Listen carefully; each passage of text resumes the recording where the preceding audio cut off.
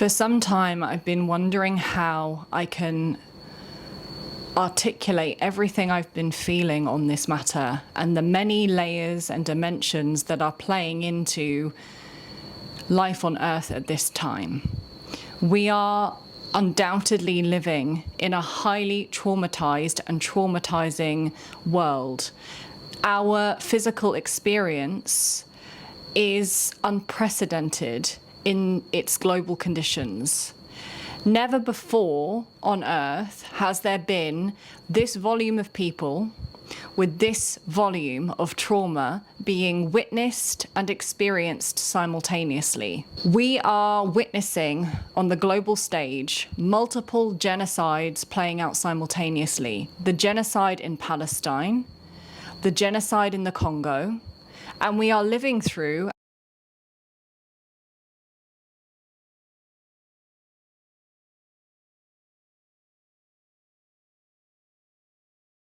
We are living in unprecedented times.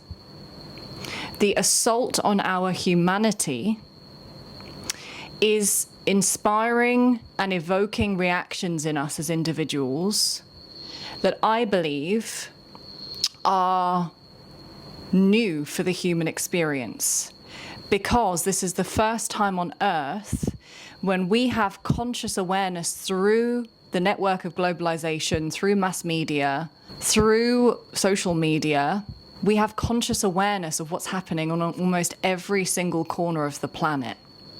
This is a lot for our nervous systems to handle.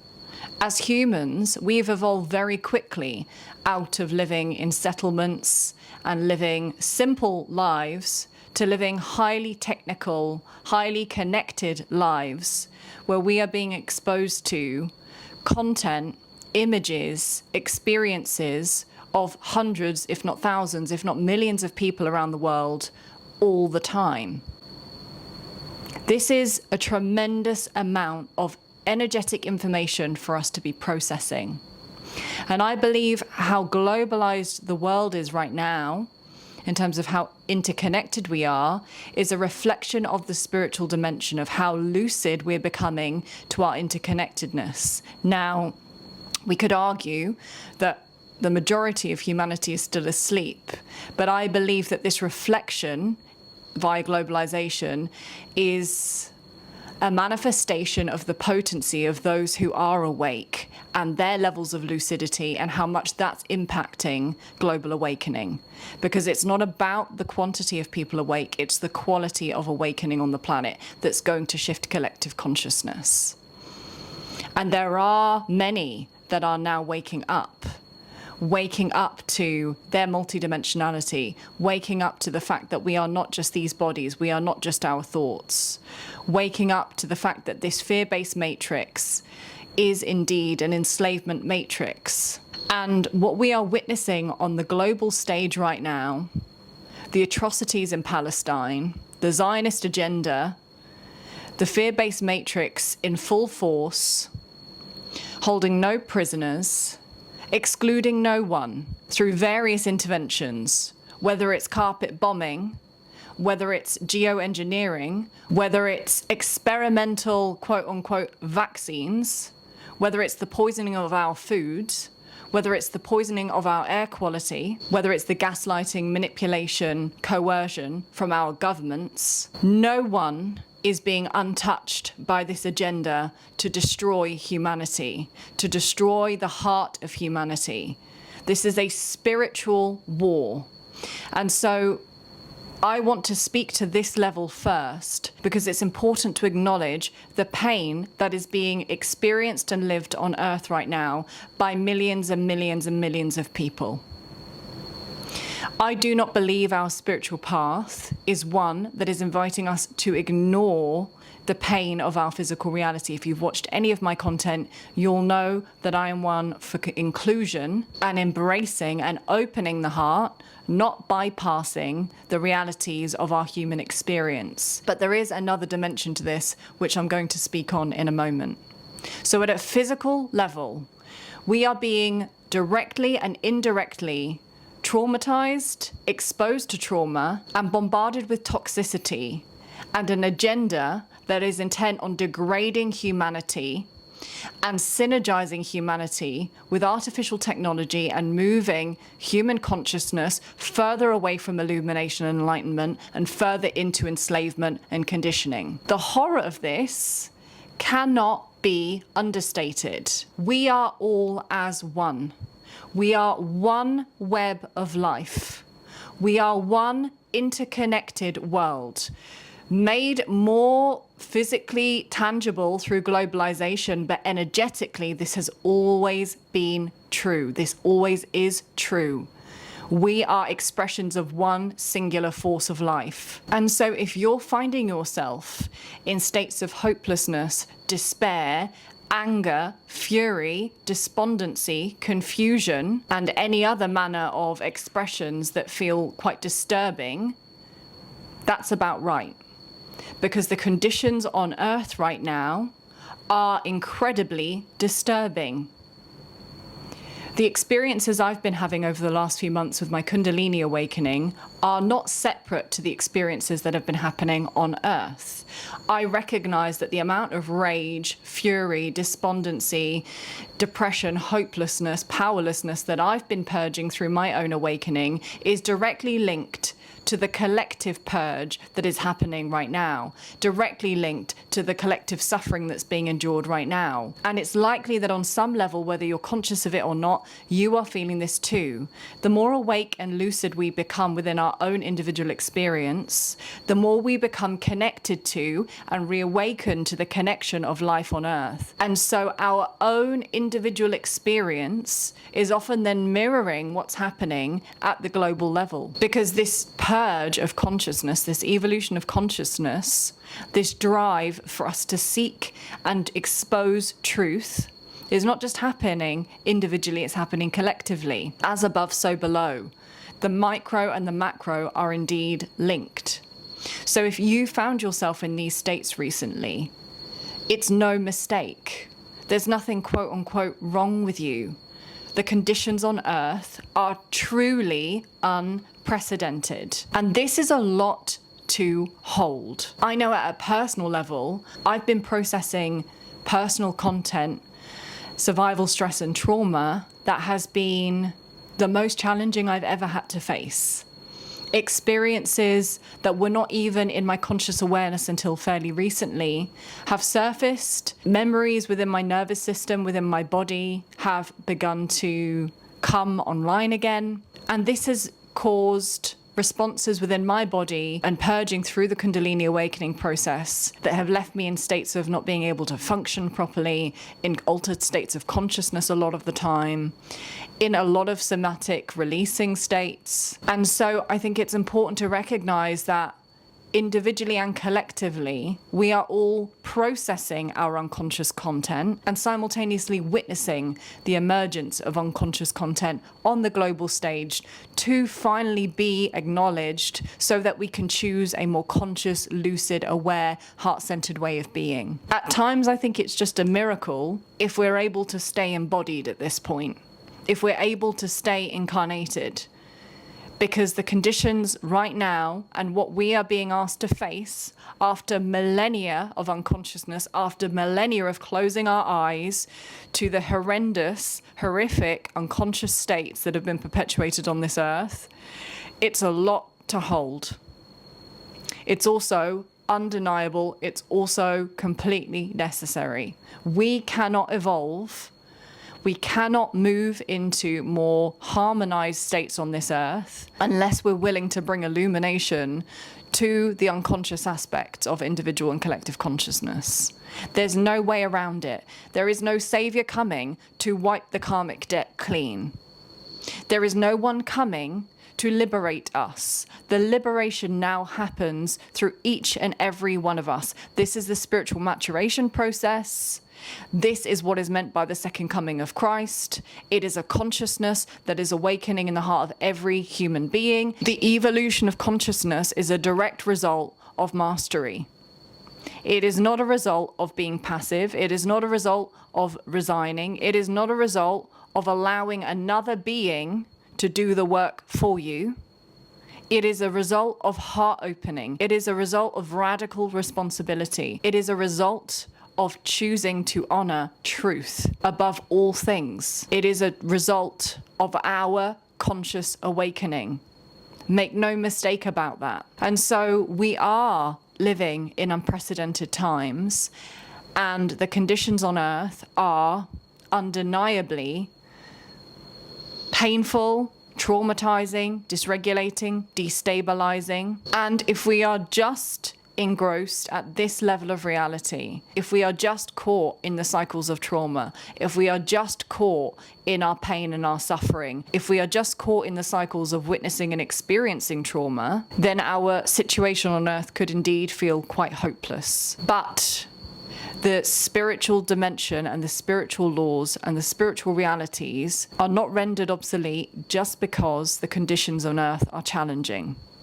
They apply now, as they always do, as they always have done, and they should be applied now more than ever. And those spiritual principles, those spiritual laws, and the spiritual dimension of our reality is not only calling us to hold the dynamic, polarizing experiences on earth now with awareness, but to also hold the vision and the embodiment of the world that we wish to birth beyond this warring, divided current state of life on planet Earth. We must become the way. We must become the way out. We must embody and vibrate as beings that are no longer a match for war, for genocide, for these atrocities, for the states of consciousness that allow these conditions on earth to be enacted. Our task is to hold our gnosis, our understanding, our embodied wisdom of the spiritual dimension of our spiritual nature forefront to our human experience.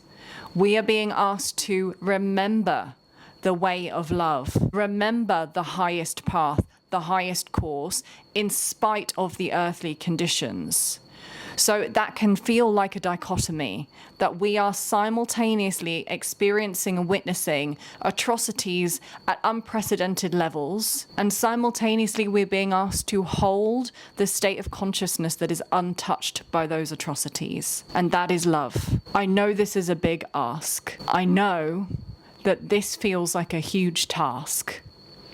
Part of the reason that I've been so absent on social media is because I have also felt completely wiped out by my own processing, but also by what I'm witnessing on earth. Any being connected to their heart centers cannot be unaffected by what's happening. The rage, the fury, the sadness, the helplessness that I've been moving through on a day-to-day basis, and I know many of you are also moving through, have crippled me. Because we're not just dealing with isolated incidents of inhumanity. What is happening in Palestine alone is enough to cripple us.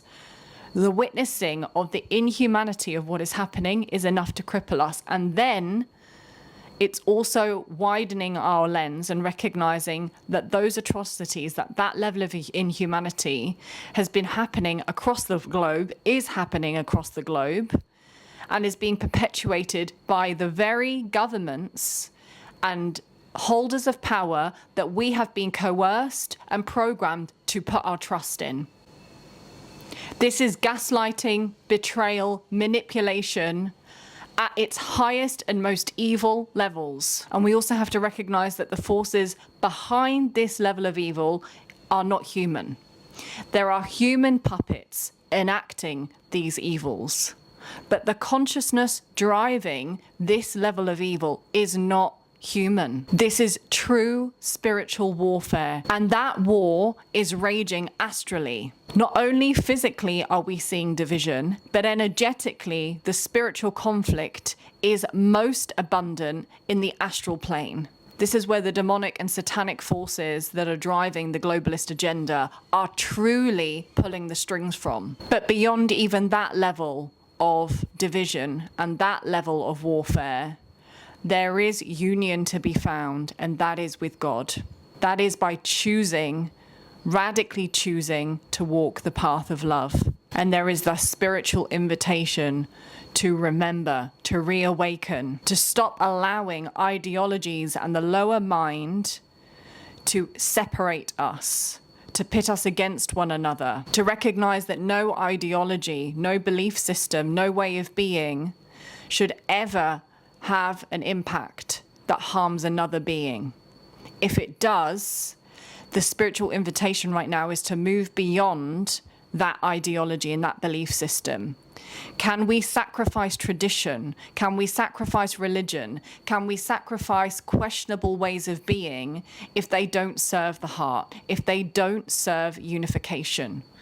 This means being humble. This means letting go of what we think is true, what we think is right. The ultimate truth resides here. It resides with God. And one thing that my beloved reminded me of the other day, which I think is really important to reiterate here, one of the most basic spiritual truths and principles is to not harm yourself or another being. And so regardless of what culture or stream we are meeting God through, if our path honors that basic truth, that basic principle, then it is one that we can still continue to use as a framework for developing our spirituality, I believe. But if the ways of being that we are enacting flout that truth, do no harm to yourself or to another, then it is time to leave those ways behind. There is a call for unification now. There is a call through this global evolutionary process, this heightening frequency on Earth, the evolution of consciousness that's been prophesized. It is time now to move beyond these ways once and for all. It requires vulnerability. It requires de-armoring. It requires acknowledging the pain, the trauma of millennia, of our ancestors, of the earth. It requires a lot of our work, our alchemy, our commitment to change, our vision. But I believe in us as a humanity. I believe that there are enough of us who see the truth, that are aligned with the truth, that are choosing love, that know that this pathway is available to us. It may be a narrow path, but it is there. Can we choose to walk it now, to save ourselves, to save our home, to save our souls? That is my prayer for myself, for this world, for all of you watching,